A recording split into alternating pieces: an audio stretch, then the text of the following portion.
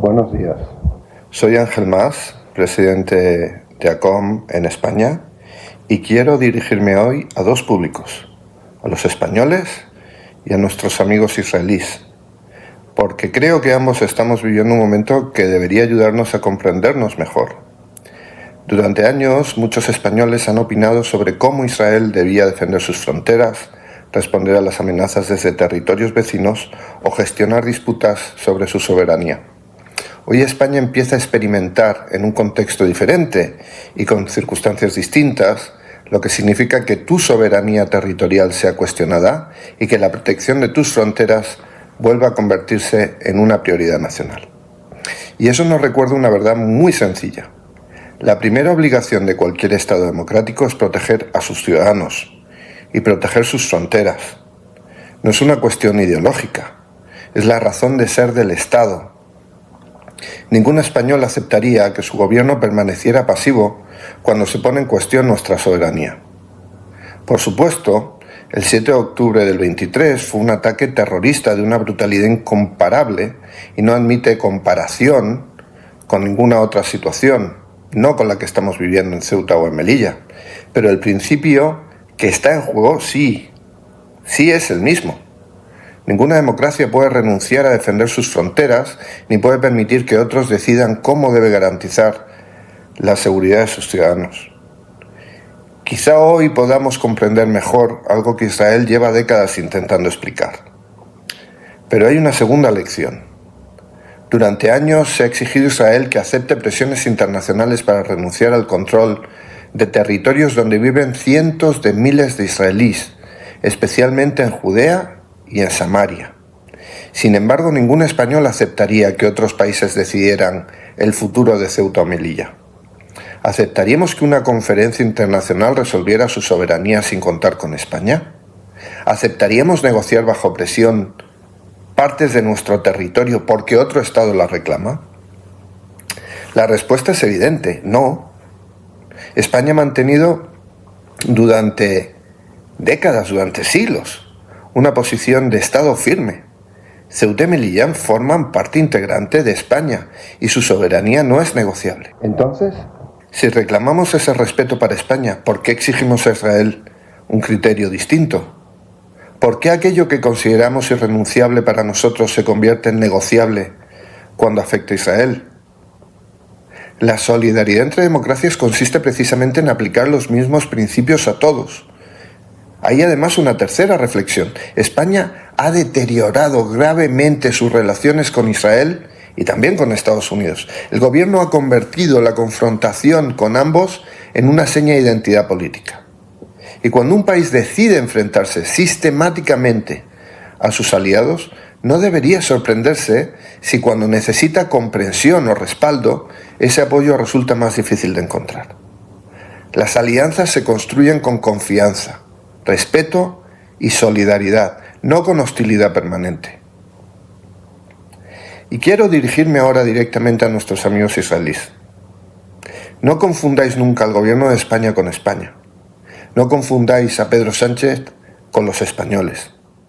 Millones de españoles respetan a Israel y comprenden vuestro derecho a existir, a defenderos y a garantizar la seguridad de vuestros ciudadanos. La hostilidad al gobierno español no representa necesariamente el sentir de la sociedad española. Permitidme además una reflexión estratégica. Sería absurdo que un israelí decidiera darle espalda a millones de neoyorquinos simplemente porque considera que el alcalde de Nueva York mantiene posiciones hostiles hacia Israel o ha actuado de manera equivocada frente al antisemitismo. Nadie inteligente identificaría a toda una ciudad con quien ocupa temporalmente la alcaldía. Exactamente igual de injusto y de miope sería identificar a 48 millones de españoles con un gobierno profundamente impopular y cuya política exterior no representa el sentir de la nación. Los gobiernos pasan, los pueblos permanecen. Y la amistad entre España e Israel debe construirse pensando en décadas, no en una legislatura, no en un gobierno.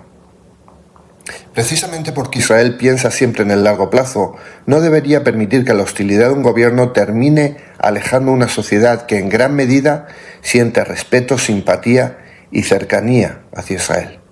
Sería una victoria para quienes han dedicado años a deteriorar esa relación. Y precisamente vosotros sabéis mejor que nadie lo que significa vivir en ciudades cuya soberanía es cuestionada por un Estado vecino. Ceuta y Melilla son ciudades españolas. Sus habitantes son ciudadanos españoles y tienen exactamente el mismo derecho que cualquier ciudadano israelí a vivir en paz y bajo la protección de su Estado. También quiero hacer una reflexión sobre Marruecos. Es positivo que existan relaciones diplomáticas entre Estados, también entre España y Marruecos. Pero tampoco debemos confundir nunca las posiciones de un gobierno con las de una sociedad. Igual que sería profundamente injusto identificar a todos los españoles con la política exterior del gobierno, de nuestro gobierno, tampoco conviene olvidar que una parte importante de la opinión pública marroquí expresa con frecuencia posiciones profundamente hostiles hacia Israel y hacia los judíos. Las amistades entre pueblos deben construirse sobre el conocimiento mutuo, no sobre simplificaciones. Y quiero terminar con una reflexión dirigida tanto a los españoles como a nuestros amigos israelíes. Durante años hemos utilizado con demasiada ligereza términos como ocupación, territorios ocupados, al hablar de Israel, sin detenernos a pensar en su enorme carga política y jurídica. Hoy empezamos a comprobar que ese lenguaje no es neutro, porque el mismo vocabulario empleado durante años contra Israel se podría ahora empezar a utilizar contra España. Hoy ya escuchamos que Ceuta y Melilla son territorios ocupados desde Marruecos. Eso dicen, que España es una potencia colonial o que esas ciudades deberían dejar de ser españolas simplemente porque otro Estado reclama su soberanía. Y muchos españoles descubren así una realidad que Israel conoce desde hace décadas. Una cosa es que existe una reclamación territorial. Otra muy distinta es asumir automáticamente el relato de quien pretende deslegitimar la soberanía de un Estado. ¿Marruecos reclama Ceuta y Melilla? ¿Los palestinos reclaman Judea y Samaria? Pero una reclamación por sí sola no convierte a España o Israel en ocupantes ilegítimos. Primero se construyen los relatos, después se moldea la opinión pública y más tarde llegan las resoluciones y las presiones diplomáticas. Y finalmente se pretende que una democracia renuncie a parte de su soberanía en nombre de un supuesto consenso internacional. Quizá España pueda aprender una lección de la experiencia israelí. La defensa de la soberanía no empieza cuando alguien intenta cruzar una frontera. Empieza mucho antes. Empieza defendiendo los principios. Empieza rechazando los dobles raseros. Empieza siendo coherente con el lenguaje que utilizamos. Porque las palabras tienen consecuencias. Y la coherencia también.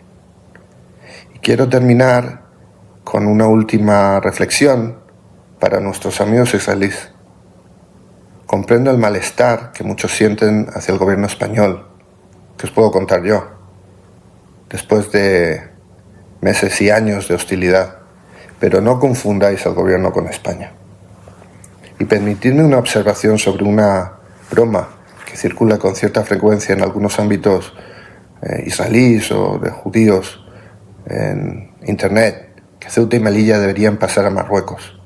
Entiendo de dónde nace esa reacción, pero refleja en sentido inverso la misma lógica con la que el gobierno español sostiene que Judea y Samaria deberían pasar automáticamente a soberanía palestina sin tener plenamente en cuenta la historia, la realidad sobre el terreno, la voluntad de quienes viven allí, ni las necesidades de seguridad de Israel. Las democracias no deberían frivolizar con la soberanía de otras democracias. España e Israel tienen hoy una oportunidad para comprenderse mejor, porque salvando las enormes diferencias históricas, jurídicas y geopolíticas, entre ambos casos ambas sociedades conocen lo que significa que su legitimidad territorial sea cuestionada desde el exterior. Y precisamente por eso deberían estar más cerca, no más lejos. La solidaridad entre democracias empieza por un principio muy sencillo: defender para los demás el mismo derecho que exigimos para nosotros mismos. Ese principio vale para Israel Y ese mismo principio vale para España.